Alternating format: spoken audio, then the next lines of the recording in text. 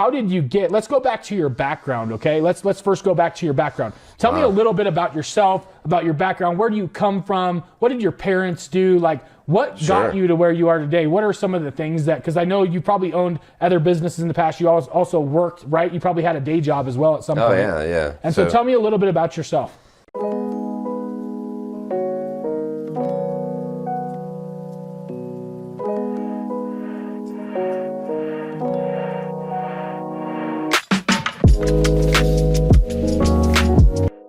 You've done over 14,000 calls now, same type of calls, right? Absolutely. You've done over 14,000 calls. You've made over $10 million in sales, right? Absolutely. And so it's like, how did you get, let's go back to your background, okay? Let's first go back to your background. Tell me a little bit about yourself, about your background. Where do you come from? What did your parents do? Like, what got you to where you are today? What are some of the things that, because I know you probably owned other businesses in the past. You also worked, right? You probably had a day job as well at some point. Oh, yeah, yeah. And so tell me a little bit about yourself. God, I guess going back to it, to let you guys know, originally I'm from Albuquerque, New Mexico, and born, raised, entrapped, the land of entrapment. You come there on vacation, you leave on probation, you come back on violation. Yeah, that's Albuquerque? That's Albuquerque. There you go, 505 for you. The 505. But, raised by two wonderful parents. My father was a painting contractor, blue-collar worker. Really, really good at what he did. Custom homes, great skill set.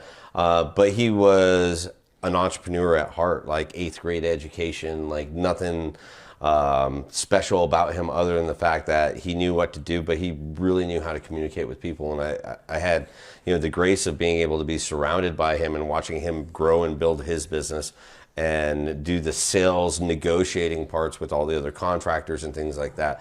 So I grew a real big affinity for like the tradesmen, man, the people that are out there, boots on the ground, like learning skill sets and going out and providing a service, for people for something that they need and just so contractors, people that use their hands. Absolutely, absolutely. And so my very first sales gig, I started, working with my dad, selling to these contractors. How old were you? I was 16. 16 years old. Okay. I had already been working with my father for about 4 years. I think I started working when I was about 11, 12. I was kind of a shit stick, guys. I was a bad kid. What did you do at 11? So at 11, I was like the gopher, right? I'm like the kid that like messed up a bunch of stuff. Went out into my parents had a pretty large yard, like 4.5 acres, and we had all the painting supplies and stuff back there. And one day I thought it was a great idea that, hey, look, let's take a BB gun like Red Ryder, except I thought, it's 120 degrees in New Mexico. Let me shoot these paint cans because it makes a really cool stream of paint like shooting out of them. A few $1,000s of paint that I ruined, and I was grounded for life. Was it a good ass whooping, or did they not whoop your ass? They just So mom was the enforcer. Okay. Right. So I got the ass whooping with that. And mom's the enforcer, little Hispanic, Native American lady. It's like chancla comes flying around, hit you in the head, things like that. So mom was the enforcer, and dad was kind of like he is very stoic, right? Just kind of quiet and in the scenes. He's like, okay. And he's like, all right, kiddo, what are we going to do? He used to call my mom kiddo. He's like, what are we going to do with him? She's like, I don't know. I can't deal with him. You have to take him to work. And he's like, okay, so now from your summers for the rest of your life until you die, like you're going to go to work, up at 5 a.m.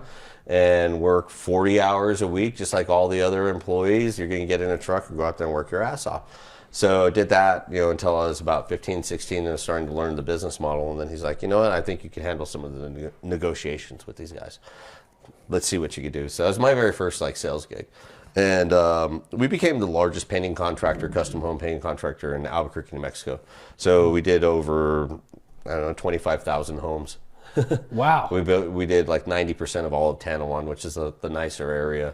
That's awesome. And stuff like that. And I had a big part in the sales of that. So let's go back and talk about that. You're 16 years old. Your dad's probably, just knowing you and knowing where you come from, your dad was probably a hell of a sales guy too, right? Yep. And so you've had a little bit of a sales mindset because you were raised by a dad that was into sales. But sure. When you got out there at 16 years old and you were put on the front line, what are some of the things that kind of held you back? What were some of the mindset things, or what was your mentality going into that situation when you first started?